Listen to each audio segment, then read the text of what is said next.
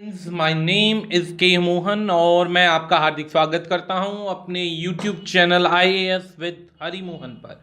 आज का जो हमारा मेन वीडियो होने वाला है वो बहुत इंटरेस्टिंग होने वाला है, जिसमें हम ऑयल प्राइसेस के क्रैश होने के यानी कि गिरने के रीजंस पढ़ने वाले हैं, इम्पैक्ट्स पढ़ने वाले इंडियन इकोनॉमी पर और as well as world economy पर इसका क्या असर पड़ेगा, ये सब चीज़ें आज की वीडियो में जानने का मौका मिलेगा। जैसा कि आप सभी जानते हैं कि कोरोना वायरस से पूरी के पूरे संसार की इकोनॉमी एक तरीके से डाउन होती जा रही है, क्रैश होती जा रही है। अर्निंग के सोर्सेज सारे बंद होते जा रहे हैं।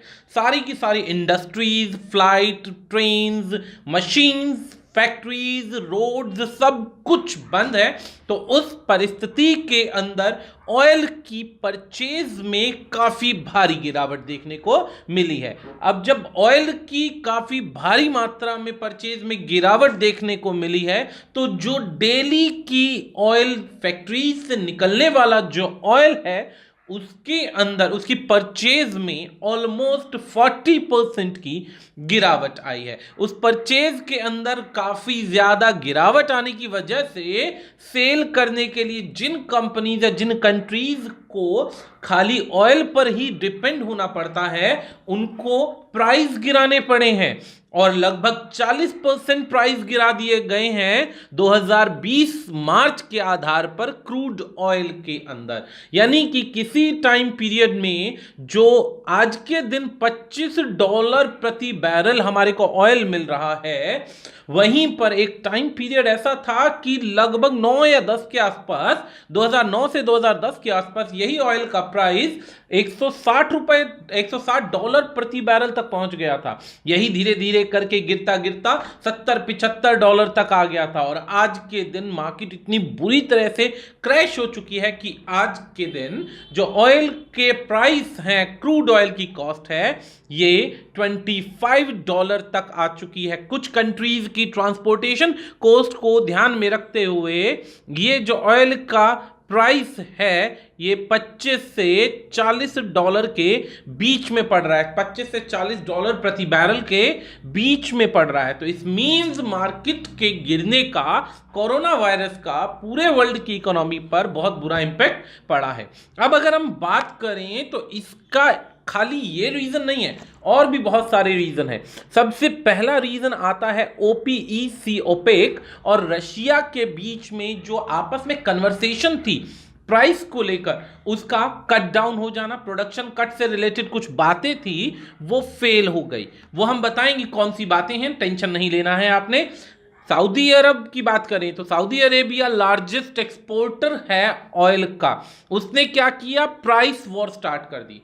असल में क्या हुआ दोस्तों, रशिया को सऊदी अरेबिया ने बोला कि आप ऑयल की प्रोडक्शन में कमी लाइए, ताकि क्या हो कि मार्केट में अगर ज्यादा ऑयल होगा तो सभी देश अपनी मनमर्जी रुपए पैसे के अनुसार उसे बेचेंगे। इससे क्या होगा कि कंपटीशन बढ़ जाएगा और ऑयल परचेज के अंदर सभी देश एक दूसरे को काटने की कोशिश करेंगे।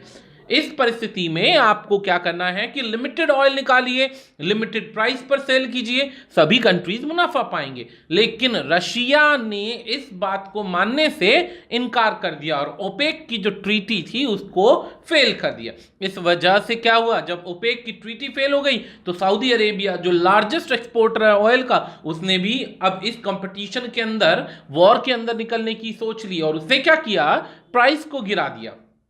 अब जैसे कि हम इसके बहुत सारे एडवांटेज या डिसएडवांटेजेस की बात करें तो सभी देशों के लिए, कुछ के लिए इसके एडवांटेजेस बहुत ज़्यादा हैं, कुछ के लिए इसके डिसएडवांटेजेस बहुत ज़्यादा हैं।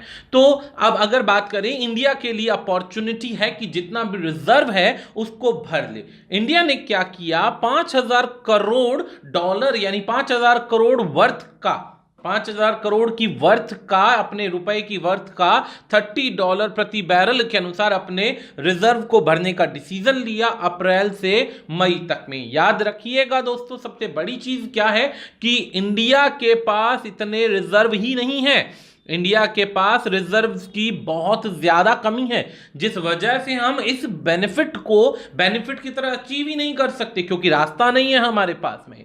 अब this opportunity does not allow Indian economy to gain full potential.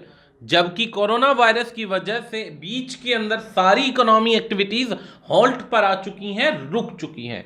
तो अब इस पॉइंट को ध्यान में रखते हुए अब चलिए कुछ चीजें जानते हैं। सबसे पहली चीज आज हम जानेंगे कि ऑयल के प्राइस क्रैश क्यों हुए हैं। Why are oil prices crashing? सिर्फ कोरोना वायरस ही क्या रीजन है या और भी बहुत सारे रीजन है?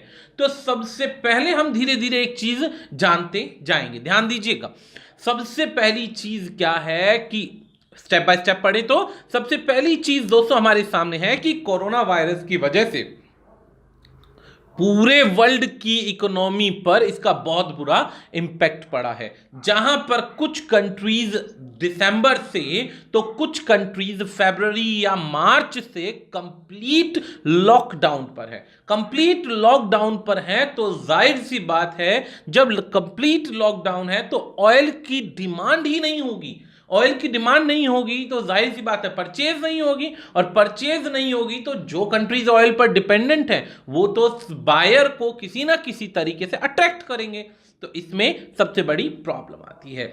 अब अगर हम बात करें 2020 की तो डिमांड जो थी किसी टाइम पीरियड में 48 मिलियन बैरल पर डे की डिमांड थी, लेकिन धीरे धीरे घटते घटते इस समय ये 1.1 मिलियन बैरल पर डे पर आ चुकी है। यानी कि ऑलमोस्ट हम कह सकते हैं कि डिमांड एकदम खत्म हो चुकी है। डिमांड खत्म होने का मतलब ये है कि अगर हम डिमांड की बात करें तो ऑयल की डिमांड इस समय ना के बराबर आ चुकी है, बहुत धीरे धीरे घटती जा रही है।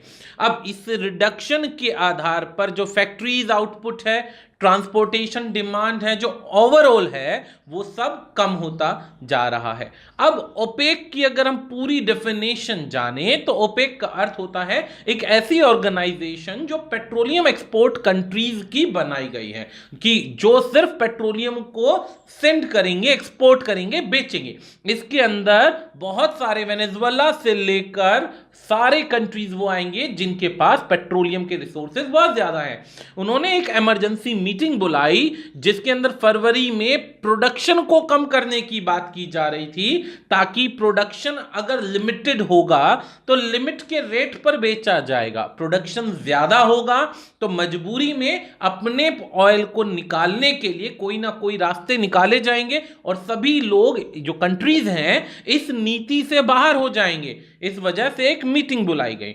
अब प्लान क्या था प्रोडक्शन कट करने का कि 1.5 मिलियन बैरल पर डे होना चाहिए, इससे ज्यादा नहीं होना चाहिए, क्योंकि ग्लोबल सप्लाई जो है वो रिड्यूस हो चुकी है। अब ग्लोबल सप्लाई जो रिड्यूस हो चुकी है, डिमांड रिड्यूस हुई है, तो सप्लाई डिमांड के अनुसार चलेगी, इसीलिए 1.5 मिलियन बैरल की बात की गई। अब सबसे बड़ी समस्या क्या आई कि ओपेक की इस मीटिंग का रशिया ने रिफ्यूज कर दिया। रशिया नहीं चाहता कि अमेरिका की शेल कंपनी ग्रो बेनिफिट्स कमाए। रशिया और अमेरिका वैसे भी एक दूसरे के कंपटीटर हैं। उनको लगा, रशिया को लगा कि अगर मैं इस नीति को मान लेता हूं तो अमेरिका की शेल कंपनीज जो हैं वो मुनाफा ज्यादा कमाएंगी, ज्यादा तेल ग्रो करेंगी और उनको मार्केट में बेचेगी। इसीलिए रशिया ने ऊपर ओपेक की उस मीटिंग को फेल कर दिया, उस चीज को मानने से मना कर दिया। अब जब मना कर दिया तो सऊदी अरेबिया जो वर्ल्ड के अंदर सबसे बड़ा ऑयल का डीलर है, उसको ये बात चुभ गई। उसने क्या किया, उसने डिसीजन ले लिया कि जब ये नहीं मान रहा तो कोई भी नहीं मान रहा, ऐसा करते हैं कि वॉर शुरू कर देते हैं। तो उन्होंने शुरू करी एक प्राइस वॉर। प्राइस वॉर जो था वो क्या था कि किसी भी तरीके से बायर जो है रशिया की तरफ या अदर कंट्री की तरफ नहीं जाना चाहिए, सिर्फ सऊदी अरेबिया की तरफ आना चाहिए। इसके लिए इन्होंने अपने प्राइस को डाउन कर दिया ताकि बायर यानी जितने अदर कंट्रीज हैं वो डायरेक्ट रशिया जाकर सामान खरीद सके। इससे ओपेक के अंदर जुड़ने वाले जितने भी कंट्रीज और इनके आपस में जो मीटिंग्स के बाद में कंडीशंस अप्लाई हुई थी वो सारी फेल होने लग गई। अब सारी चीजें फेल होने लग गई। तो इसमें जितनी भी जो ये प्राइस वॉर के अंदर टेक्निक्स या टैक्टिक्स इस्तेमाल की गई, ये सिर्फ और सिर्फ इसलिए इस्तेमाल की गई कि लार्जेस्ट प्लेयर, जो बड़े प्लेयर है, वो सस्ते दामों पर तेल बेचकर अपनी देश की मार्केट को रिवाइव करेंगे, और जो दो छोटे देश हैं जिनके पास पैसा नहीं है, जिनके पास ताकत नहीं है, वो क्या करेंगे, वो मार्केट से आउट हो जाएंगे।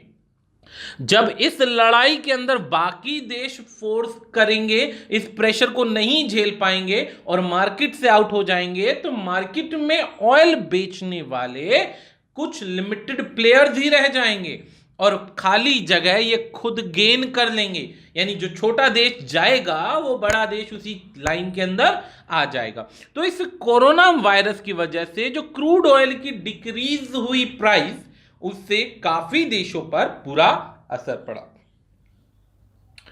अब अगर बात करते हैं ये ओपेक प्लस है क्या, तो ओपेक प्लस की अभी हमने थोड़ी देर पहले आपको पूरी कंप्लीट डेफिनेशन बताई। ओपेक का मतलब होता है कि organization of petroleum exporting countries. जो प्लस का मतलब है ये धीरे धीरे देशों का जुड़ना है। अब 2016 में दिसंबर के अंदर सऊदी अरेबिया और रशिया के जॉइंट एफर्ट से एक वियना एग्रीमेंट हुआ। इस वियना एग्रीमेंट के अंदर ओपेक के अलावा 11 कंट्रीज मिलाकर 11 कंट्रीज आए और धीरे धीरे अलग कंट्रीज से जुड़ते चले गए। पर्पस एक ही था कि भाई ऑयल को सेल करना है, कैसे सेल करना है। इस एग्रीमेंट का एक ही एम था, decrease oil production. Oil production को डिक्रीज करना, रिक्वेस्ट करना या बार्ज लगाना सभी देशों पर कि लिमिटेड ऑयल ही निकालना है, ताकि प्रिवेंट किया जा सके ऑयल प्राइसेस के फॉल को। अब सोचो, जिस देश के पास बहुत भारी मात्रा में ऑयल निकलता है, जिस देश के पास बहुत भारी मात्रा में, जैसे वेनेजुएला की बात करें तो वेनेजुएला में कहा जाता है लगभग 30,000 लाख टन या बहुत भारी मात्रा में ऑयल निकलता है। अगर वो अपने पर आ जाए और इस वॉर के अंदर वो भी शामिल हो जाए, तो जो क्रूड ऑयल है वो अगर $10 पर बेचने पर आ गया, तो बाकी देशों के सर्वाइवल में बहुत दिक्कत आएगी। इस वजह से स्टेबिलिटी को मेंटेन करने के लिए क्या किया गया, स्टेबिलिटी को मेंटेन करने के लिए एग्रीमेंट से सभी लोग जुड़ गए। शुरुआत के अंदर ये जो एग्रीमेंट था 6 महीने के लिए चलाया गया, लेकिन धीरे धीरे लोग, कंट्रीज जुड़ते चले गए, साइन होता चला गया। 6 महीने 6 महीने करके ये धीरे धीरे धीरे धीरे 2019 तक, 17 से 19 तक बढ़ता चला गया।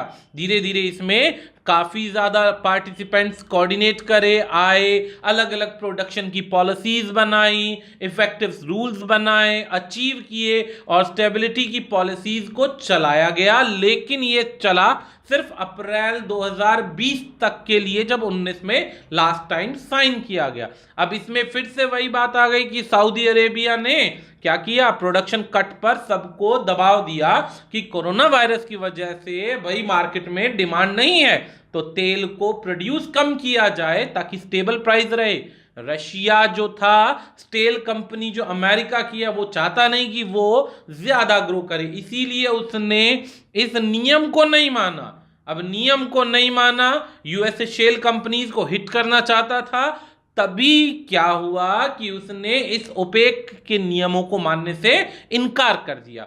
ओपेक के प्राइस जो नियम थे मना कर दिए और उसने अपनी ही मर्जी से ऑयल को ग्रो करना शुरू कर दिया। अब इससे क्या हुआ कि प्रोड्यूसर्स जो थे उनको हाई प्रोडक्शन कॉस्ट पड़ने लग गई, क्योंकि एक तरीके से एक कंट्री सस्ते दामों पर बेचे और एक महंगे दामों पर बेचे तो ऑब्वियसली बात है कि कंटेंट उसी का बिकेगा, मटेरियल या ऑयल उसी का बिकेगा जो कम दाम पर होगा। तो इस परिस्थिति में ओपेक की जो पॉलिसीज थी वो जाकर 2016 से शुरू होकर के अप्रैल 2020 में फ्लॉप होने लग गई, जिसमें इंडिया जैसे कंट्री ने भी 30 या $35 प्रति बैरल के आधार पर 5,000 करोड़ का तेल भरना शुरू कर दिया।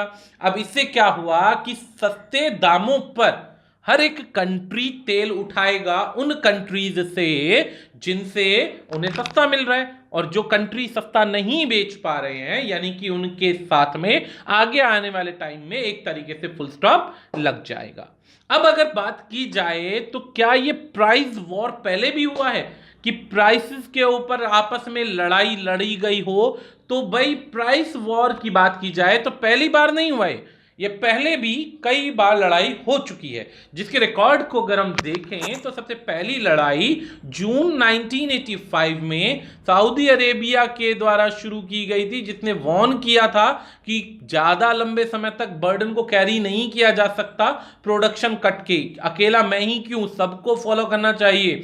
जब नहीं माना गया तो लड़ाई लड़ी गई और 1986 दिसंबर तक चली।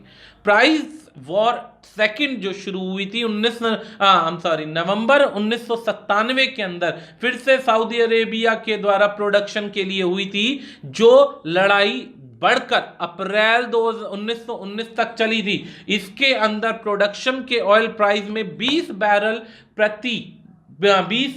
प्रति बैरल से प्राइस गिराकर $10 प्रति बैरल तक ले आया गया था। यानी कि मार्केट में वॉर जो थी प्राइस की एक बार नहीं, दो बार नहीं, पहले भी कई बार लड़ी जा चुकी हैं। अब फाइनल जो बैटल हुई ये सबसे ज्यादा चली नवंबर 2014 में शुरू हुई और 2016 तक चली। इसमें non OPEC countries free loading on the cartels production cuts and the impact of US shale revolution. Saudi Arabia has adopted a policy of pump at will. Saudi Arabia ने अपनी मर्जी से शुरू कर दिया।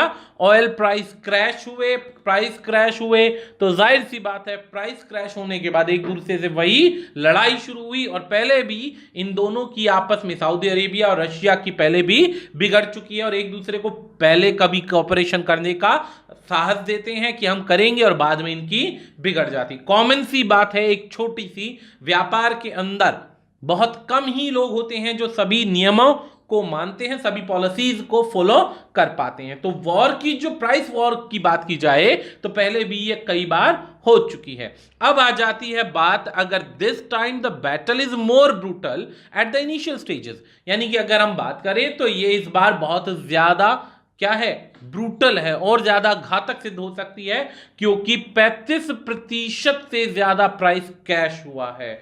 यानी कि 35% डाउन हुआ है, 35 to 40%। पुराने टाइम पीरियड में प्राइसेस धीरे धीरे घटते थे कंपटीशन में, जैसे किसी ने $1 कम कर लिया, किसी ने $2 कम कर लिए, लेकिन इस बार क्या हुआ, सीधा 35% तक डाउन आया है। और अब हर एक कंट्री ज्यादा भारी मात्रा में कोशिश करेगा कि अपने रिसोर्सेज को फुल करे, ताकि बाद में जब प्राइसेस बढ़ें तो उनको परचेज की आवश्यकता ही ना पड़े। अब रियाद मूव में just shorten the flight by inflicting more pain so that everyone will come for peace negotiation sooner. हालांकि कुछ ऐसे तरीके अपनाए जा सकते हैं जिससे ये जो लड़ाई है ज्यादा लंबे समय तक ना चले, लेकिन अभी ऐसे कोई रास्ते दिखाई नहीं दे रहे हैं जिसके अंदर हम ये कह सकें कि ये लड़ाई जल्द खत्म होने वाली है। अब पॉइंट आता है कि कोरोना वायरस ने सिचुएशन को कैसे बर्बाद कर दिया। कोरोना वायरस से सिचुएशन को कैसे बर्बाद किया, ये परिस्थिति जानने के लिए कोई ज्यादा प्रॉब्लम्स नहीं है, कोई ज्यादा बड़ी बात नहीं है। ध्यान दीजिएगा, सबसे पहली चीज बहुत छोटे से तरीके से, फिर हम इन पॉइंट्स को रीड करेंगे जो आपके यूपीएससी में लिखने में भी काम आएंगे। सबसे पहली चीज क्या है कि डिमांड जनरेट तभी होती है जब घर में आपके पास मनी बहुत ज्यादा हो। पैसा होगा तो डिमांड होगा, डिमांड तभी जनरेट होगा। लेकिन जब आपका पैसा बीमारियों से लड़ने में, देश की इकोनॉमी को संभालने में और देश में मरीजों की टेक केयर करने में वो पैसा खर्च हो जाएगा, तो जाहिर सी बात है आप जिन पॉइंट्स को, जिन डिमांड्स को कुछ समय के लिए टाल सकते हैं, आप कोशिश करेंगे कि उनको टाला जाए। बेनिफिट ये मिलेगा कि उस पैसे को ज्यादा लंबे समय तक अपने देश में बीमारों का, अपनी अर्थव्यवस्था को दोबारा चलाने में लगाया जाएगा। यही एक छोटा सा कारण है। चलिए फिर भी इन पॉइंट्स को देखते हैं। तो सबसे पहला पॉइंट है कि बीमारी ने डिमांड को खत्म कर दिया है पूरे वर्ल्ड वाइड। पूरे वर्ल्ड वाइड बीमारी ने डिमांड खत्म कर दी है। 10 मिलियन पर बैरल जो बैरल पर डे की डिमांड थी वो इस समय 1.5 मिलियन बैरल पर आ चुकी है, यानी कि इस समय डिमांड लगभग जीरो है। फैक्ट्रीज बंद हैं, सारी की सारी फ्लाइट्स कैंसिल हो चुकी हैं, काम धंधा बिल्कुल नहीं है। सबसे बड़ा इंपोर्टर चाइना को माना जाता है, लेकिन वुहान सिटी की प्रॉब्लम्स की वजह से बीच में उसने भी एक लॉन्ग ड्यूरेशन तक दिसंबर से लेकर फरवरी तक में कोई भी डिमांड पूरी नहीं करी तो ऑयल की। लेकिन अब यह भी सुनने में आ रहा है कि चाइना ने बहुत भारी मात्रा में अपने ऑयल के रिजर्व्स को, जैसे ही प्राइस क्रैश हुआ उसने सारे रिजर्व्स फुल कर लिए हैं, लेकिन कम दामों पे इनकी लड़ाई का, कैट फाइट का चाइना ने फायदा उठाया है। ऑयल प्राइस और भी गिर सकते हैं जैसे जैसे इनकी लड़ाई बढ़ती चली गई एक दूसरे को नीचा दिखाने के अंदर। बैंक्स जो है करप्शन, जो बैंक जो है एकदम डाउन आ चुके हैं, बैंक्स करप्ट हो रहे हैं, बैंक करप्ट हो रहे हैं, कंपनीज जो है पैसा लगाए जा रही है और डिमांड बिल्कुल नहीं आ रही है। इससे इकोनॉमी जो है कोलैप्स होती जा रही है, कोलैप्स हो रही है। तो इसका सिचुएशन का जो नुकसान है वो सभी को पड़ेगा। अब ग्लोबल जो डिमांड है वो मैं आपको बता चुका हूं, लेकिन कोविड-19 की वजह से ये बहुत बुरी तरीके से डाउन हो चुकी है और इसको मेंटेन होने में, धीरे धीरे आने में बहुत टाइम लग जाएगा। और जितने भी कंट्रीज हैं वो रैपिडली अपनी स्टोरेज को फुलफिल कर रहे हैं कम दामों पर, यानी कि कंट्रीज जो हैं कम रेट पर अपने ऑयल को बेचने के लिए रेडी हैं, क्योंकि उनका जो ऑयल का काम है अगर वो नहीं चला तो उनके पास और कोई सोर्सेज नहीं है। तो चलिए अगला पॉइंट हमारे पास आता है, how does this situation affect other countries. अब ये ऑयल प्राइस से, कोरोना वायरस से, इकोनॉमी के स्लो डाउन से ये कैसे अफेक्ट करेगा दूसरे कंट्रीज को। अब ये एक सबसे बड़ा क्वेश्चन है भाई। अफेक्ट तो करने का बहुत सिंपल सा रीजन अगर आप जाने तो, जब बायर ही नहीं होगा किसी भी चीज का और खर्चे यानी कि बीमारियों पर लागत हमारी बरकरार बनी रहेगी, बीमारी लागत पर बरकरार बनी रहेगी, तो जाहिर सी बात है कि आप जीत नहीं पाएंगे इन समस्याओं से, आपको मेंटेन करना पड़ेगा। तो इस चीज को समझना है कि ड्यूरिंग दिस सिचुएशन बहुत डिफिकल्ट है किसी को विनर पाना, क्योंकि हर एक देश पीड़ित है। मेजर ऑयल प्रोड्यूसिंग कंपनीज जो हैं वो अपना पैसा लूज कर रही हैं मार्केट शेयर्स के अंदर, क्योंकि जाहिर सी बात है पैसा आने के साधन खत्म होंगे तो मार्केट के शेयर्स भी डूबने लग जाएंगे, क्राइसिस की तरफ बढ़ जाएगा। जबकि रशिया जो है क्लेम कर रहा है कि वो इंसुलेट करेगा और it comes to the decline in oil price as its annual budget is based on average price of रफली 40 बैरल पर डॉलर। रशिया क्लेम कर रहा है कि एक वो $40 पर बैरल से नीचे नहीं बेचेगा, ये उसका एवरेज प्राइस है। अगर इससे नीचे जाता है तो उसको भी हैवी लॉसेस देखने को मिलेंगे। अब यूएस सैंक्शन कर रहा है कि made it more efficient dealing in with in such situations. US कोशिश कर रहा है कि और अच्छे तरीके से डील किया जा सके। Middle east countries produce oil at cheapest rate, cheap rate पर निकाल रहे हैं ऑयल को। अब इससे क्या है, due to high government spending the generous subsidies for citizen, ज्यादा से ज्यादा सब्सिडीज क्रिएट की जा रही हैं सिटीजन्स के लिए। इसमें नीड क्या है, नीड ये है कि अगर $70 पर बैरल या हायर रेट्स पर बैलेंस करने की कोशिश की जाए तो बायर नहीं है, तो इसका भी बहुत बुरा असर पड़ेगा। डिमांड $70 पर बैरल की है, लेकिन कंपटीशन के आधार पर 40 का भी रेट नहीं मिल पाएगा। अब अगर हम बात करें कि ये कंट्रीज अगर रशिया के साथ मिलकर फॉरेन रिजर्व के अंदर मदद करें तो इस स्टॉर्म को रोका जा सकता है। लेकिन इस समय पुअर ओपेक कंट्रीज जैसे Iraq, Libya, Nigeria, Venezuela are highly dependent on oil, oil पर डिपेंडेंट है, इकोनॉमिक ग्रोथ पर डिपेंडेंट है, और इनकी जो लड़ाई है, कॉन्फ्लिक्ट अपराइजिंग और ये जो उल्टी सीधे जो प्रॉब्लम्स क्रिएट हो रही हैं, इनसे इन कंट्रीज की इकोनॉमी कोलैप्स हो जाएगी और इतने बुरे हालात में आ जाएगी कि इनको रिवाइव करने के अंदर 20 यानी कि 2020 का पूरा दिसंबर निकल जाएगा, लेकिन इन्हें धीरे धीरे निकलना या रिकवर कर पाना आसान नहीं होगा। जबकि अमेरिका की शेल कंपनी है उसको भी सफर करना पड़ेगा। जाएगा, ऐसी बात नहीं है। अगर ये सोचा जाए कि अमेरिका बड़ा कंट्री है, वो सफर करने से बच जाएगा, ऐसा नहीं है दोस्तों। लड़ाई के अंदर कितनी भी ताकतवर सेक्शन हो, लड़ाई के अंदर सफर सभी को करना पड़ता है, सफर सभी को करना पड़ता है, ये चीज याद रखिएगा। अब आ जाता है पॉइंट क्या, कि इंडिया पर क्या असर पड़ेगा।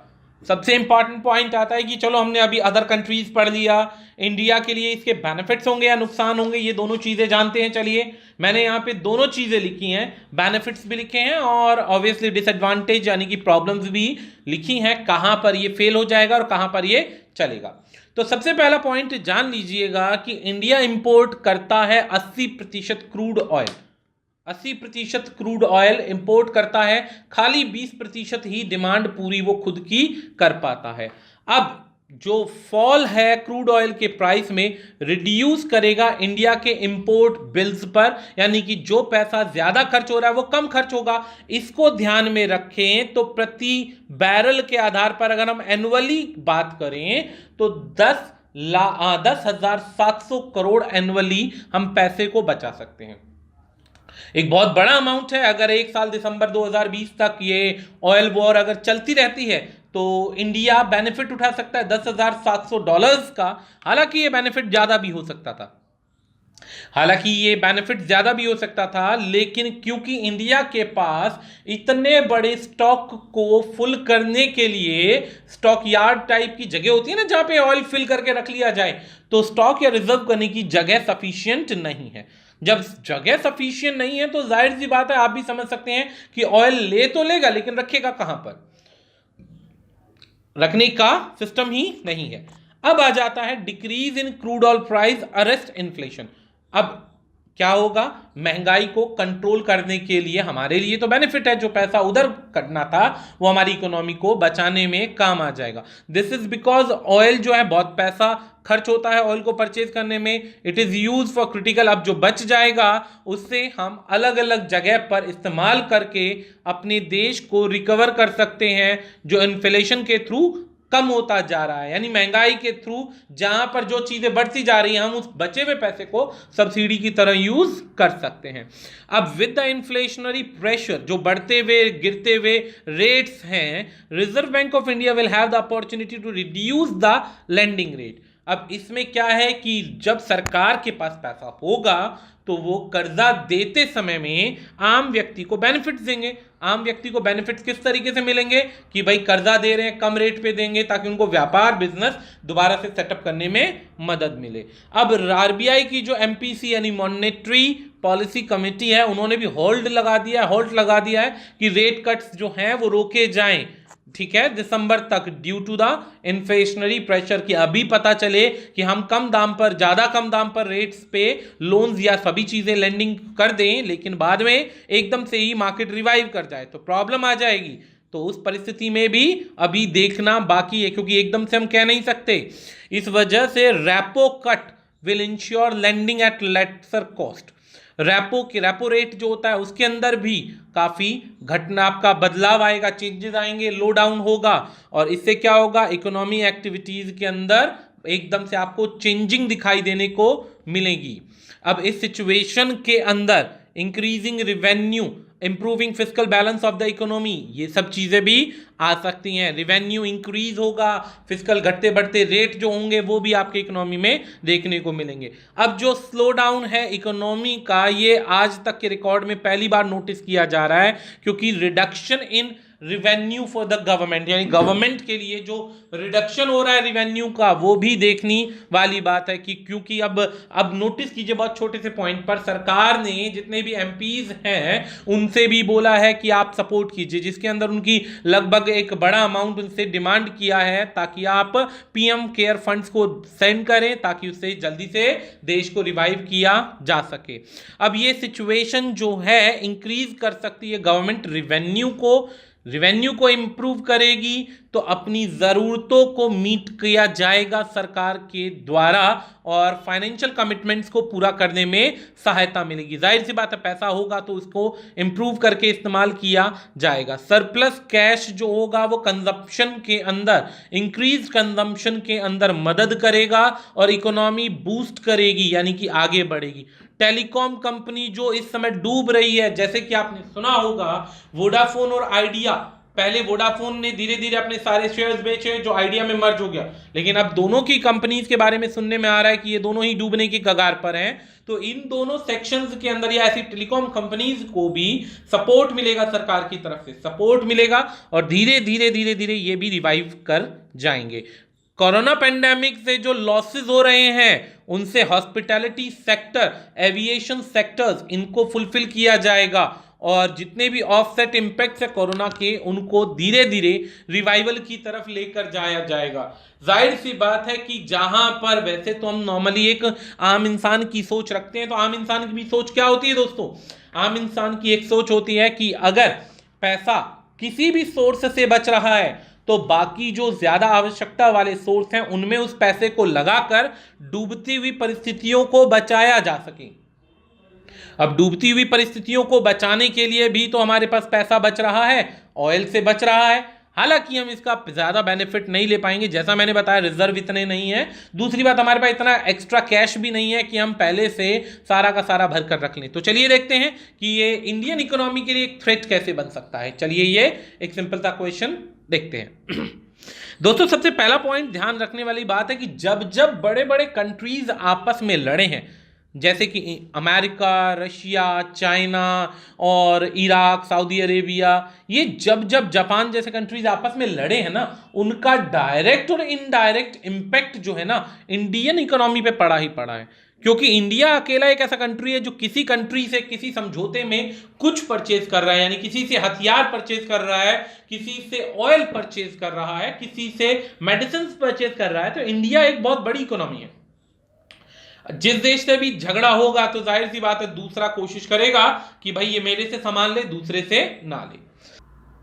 तो चलिए कैसे, how ever is this situation a threat for Indian economy, Indian economy के लिए कैसे थ्रेट है? तो जैसे कि क्रूड ऑयल के प्राइसेस गिर रहे हैं, अब इंडियन इकोनॉमी के लिए तो बहुत अच्छी बात है क्योंकि ट्रेड बैलेंस होगा, इकोनॉमिक ग्रोथ मेंटेन होगी।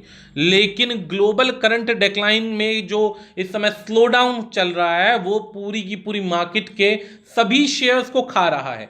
सभी शेयर्स को खा रहा है कि मतलब कहने का कि हमारे पास अभी कोई ऑप्शन बचा ही नहीं है। जब ऑप्शन बचा ही नहीं है तो मार्केट डिस्ट्रॉय हो रही है और जो पैसा आ भी रहा है उससे कोई फर्क पड़ेगा नहीं, क्योंकि उससे सिर्फ देश के अंदर महामारी से लड़ने में ही उस पैसे को इस्तेमाल किया जाएगा। एक और चीज नोट करने लायक है, current account deficit depend upon rupee value. अब डॉलर के अनुसार इंडिया की जो वैल्यू है वो पहले से ही गिरती जा रही है। डॉलर के अनुसार इस समय लगभग 70 से 74-75 रुपए का रेट है और डॉलर के सामने इंडियन रुपये की वैल्यू गिरती जा रही है। अब अगर इंडिया इन परिस्थितियों में रिवाइवल की सोचता है और जहां पर सारी की सारी परचेजिंग डॉलर में करनी है, तो जाहिर सी बात है मार्केट के अंदर उसके रुपए की वैल्यू और ज्यादा गिरती चली जाएगी। रुपए की वैल्यू गिरेगी क्योंकि उसके पास आइटम्स जो होंगे वो खरीदने के लिए नहीं होंगे, जाहिर सी बात है पैसा नहीं होगा। तो चलिए देखते हैं which is currently at very low against the dollar. India में डॉलर रुपए वैल्यू बहुत कम है क्योंकि crude oil is bought and sold internationally in dollar. However, in long run, due to the decrease in oil price, there will be an increase in demand for the dollar. Dollar की demand बढ़ जाएगी जिससे result क्या आएगा, oil का import बढ़ेगा। अब as also it should be noted the fall in the oil prices come to a time when global economy is already reeling under the impact, यानी जो गवर्नमेंट है ऑलरेडी कोरोना वायरस के impact झेल रही है और डिमांड जो across the world वो घटती जा रही है और इकोनॉमी डाउन हो रही है। इस सिचुएशन के अंदर ऑयल प्राइस जो है फायदा तो देंगे या नहीं देंगे कि वो तो जैसे कि आप सब जानते हैं ज्यादा बेनिफिट तो नहीं होगा, लेकिन अपॉर्चुनिटी जो होगी वो नॉट फेवरेबल होगी, बुरी परिस्थितियां आ सकती हैं। तो चलिए अब आते हैं लास्ट पॉइंट पर, वे फॉरवर्ड पर, कि किया क्या जा सकता है अब आगे। तो सबसे पहला पॉइंट देखते हैं, यहां पर कुछ पॉइंट्स दिए गए हैं वे फॉरवर्ड की जगह। सबसे पहली चीज तो परिस्थितियों को नॉर्मल करना, दूसरे देशों को गिराने की कम सोचना, ये एक इंपॉर्टेंट महत्वपूर्ण पॉइंट बनेगा हमारे लिए। फिर भी देखते हैं कि during the last major oil price crash जो 2014 से 16 का जो प्राइस क्रैश हुआ था, इसमें सेंटर और state use the opportunity to hike excise duty. अब सेंटर और स्टेट्स ने क्या किया था, एक्साइज ड्यूटी को बढ़ा दिया था, वैल्यू एडिड टैक्स पेट्रोल पर, डीजल पर, और इससे क्या हुआ था, बहुत कम कंज्यूमर्स को बेनिफिट मिला था। जाहिर सी बात है, पैसा तो भाई जाहिर सी बात है तेल तिलों में से ही निकलता है, पैसा सरकार को चाहिए, तो आगे क्या करना चाहिए, वो सिंपल सी बात ये कि अगर हम पैसा, जैसे मार्केट में रेट गिर रहा है, अगर सरकार भी पेट्रोल डीजल के रेट उसी मार्केट के रेट्स के अनुसार गिरा दे, और सपोज करो अभी जैसे 70 रुपए या 70 रुपए के अनुसार पेट्रोल है, या 65 रुपए के अनुसार डीजल है, अगर रेट गिरा दे और 20-25 रुपए कर दे, तो एक टाइम में जब रेट दोबारा से रिवाइव होंगे, दोबारा से बढ़ेंगे, तो आम कंज्यूमर कैपेबल नहीं होगा उस रेट के अनुसार प्राइस को परचेज करने में। तो जाहिर सी बात है सरकार उसका बेनिफिट रेट गिरने का आम कंज्यूमर को नहीं दे सकती ज्यादा भारी मात्रा में। अब अगर बात करें तो अब गवर्नमेंट को वही पॉलिसी यूज करनी चाहिए जो 2016 के अंदर की थी, मार्केट को रिवाइव करने के लिए, प्रमोशन करना इंफ्रास्ट्रक्चर प्रोजेक्ट्स का और इंप्रूव करना प्रोडक्टिविटी को, ताकि इकोनॉमी फिर से उठ सके। ये तो सब जानते हैं कि कोरोना वायरस हो या कोई भी परिस्थिति हो, ये लॉन्ग लास्टिंग नहीं है, एक ना एक टाइम आएगा भाई, ये डाउन होंगी प्रॉब्लम्स खत्म होगी, लेकिन इंडिया को इंक्रीज करनी पड़ेगी अपनी स्ट्रेटेजी कि रिजर्व करे कैपेसिटी को जितना हो सके उतना। इसके लिए इंडिया ने 3-4 जगह अपने प्लांट्स भी बनाए हैं और धीरे धीरे उनको रिजर्व करने के लिए, ताकि भविष्य में 1% ऐसी कोई समस्या आए तो रिजर्व को ज्यादा भर के रखा जा सके और ज्यादा बेनिफिट निकाले जा सके, उसके लिए भी पॉलिसीज चलाई जा रही हैं। अब इट इज एस्टिमेटेड, एक एस्टिमेट है कि गवर्नमेंट सेव कर पाएगी 500 से 600 million dollar if 50% of existing reserve capacity is filled with Gulf oil। अगर गल्फ ऑयल से पैसा बचता है तो गवर्नमेंट ऑब्वियसली काफी बेनिफिट कमा लेगी। अगर कैपेसिटी फुल हो, कॉन्ट्रैक्टेड फुल हो, country would be in the position 5 days of its oil needs, 5 दिन की नीड्स को पूरा कर सकती है। Government has decided to take the advantage of situation of buying from Saudi Arabia UAE to top up its. अब सरकार ने वैसे भी काफी ज्यादा, तो अभी बताया मैंने कि जैसे 5,000 करोड़ रुपए का ऑयल ऑलरेडी परचेज किया जा चुका है रिजर्व्स को लाने के लिए, लेकिन वो सिर्फ 5 या 6 दिन चल पाएगा क्योंकि रिजर्व हमारे पास इतने ज्यादा नहीं है। Apart from these measures India need to reduce its dependency on oil by increasing the use of renewable resource. अब इस बीच के अंदर सरकार को भी कुछ नए कदम उठाने चाहिए, जैसे कि ऑयल के कंजम्पशन वाली चीज़ों को कम करके ज़्यादा से ज़्यादा बेनिफिट्स दिए जाएं इलेक्ट्रिक रिसोर्सेज को बढ़ाने में, रेन्यूएबल रिसोर्सेज को बढ़ाने में, ताकि कंपैरिजन में रेन्यूएबल रिसोर्सेज आज भी ऑयल की तुलना में बहुत सस्ते हैं। ऑयल की तुलना में जब रेन्यूएबल रिसोर्सेज बहुत कम है तो वल्नरेबल परिस्थिति नहीं होगी और सरकार या विदेश बेशक लड़ते रहे, उस परिस्थिति में इंडिया की इकोनॉमी स्टेबल रहेगी, कंपैरेटिवली स्टेबल रहेगी, तो इंडिया को ज्यादा प्रॉब्लम नहीं आएगी।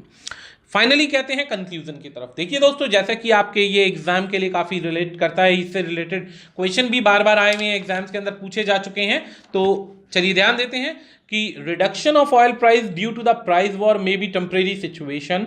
अब टेम्परेरी सिचुएशन है, सऊदी अरेबिया और रशिया कैन नॉट सस्टेन, ज्यादा लंबे समय तक ये दोनों सस्टेन नहीं कर सकते अगर ये सिचुएशन बनी रही, तो इंडिया को इस सिचुएशन को बुद्धिमानी से सॉल्व करना चाहिए, अपने पोटेंशियल को।